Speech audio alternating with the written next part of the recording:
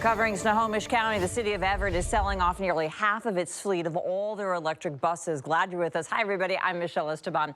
Years of faulty service from a particular model reached a limit for city leaders who are moving ahead to cut ties with the bankrupt company that built those buses. KOMO's Joel Marino live for us in Everett with the plan to limit disruptions for transit riders. I'm sure they're concerned about that. Joel.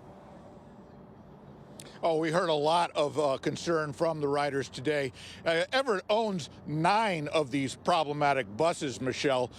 So taking them out of service would have had a real impact on those riders that we talked to who rely on public transit. But earlier this week, the Everett City Council authorized money to buy reconfigured diesel buses so they can still run their routes. Everett Transit, which is owned and operated by the city, has 42 fixed route buses.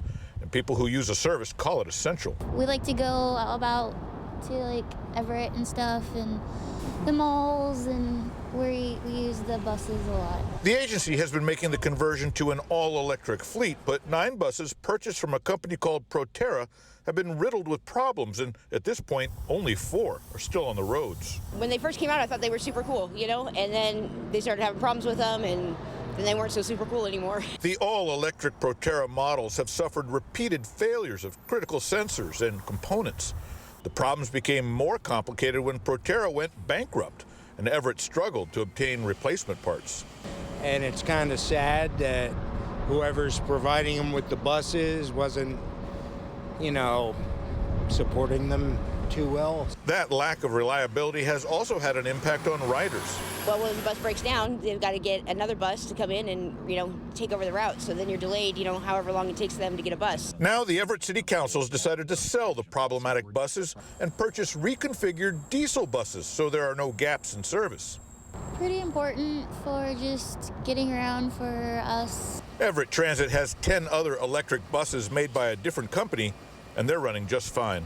I think eventually everything will be electric. It's just a few things to work out, but it'll work out. Well, 14 more fully electric buses, which were manufactured by a different company, those were bought and paid for last year, and they're due to arrive sometime later this year. And once they are in service, Everett Transit's fleet, well, more than half will be electric.